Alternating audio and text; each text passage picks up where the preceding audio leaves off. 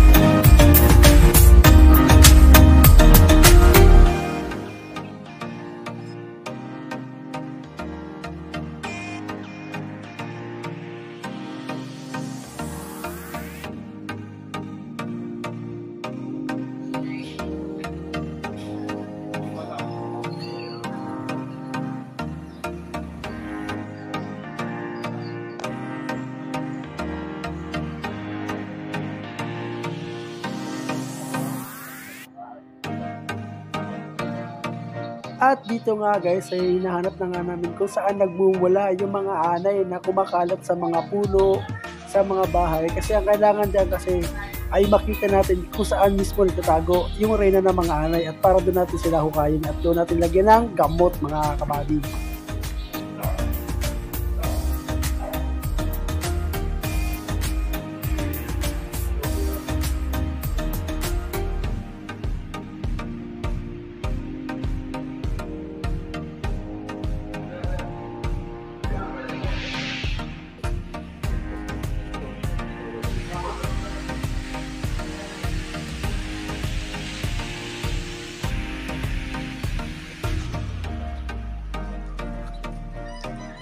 Tinanggal namin pala yung minsan sa magkaming kahoy dyan.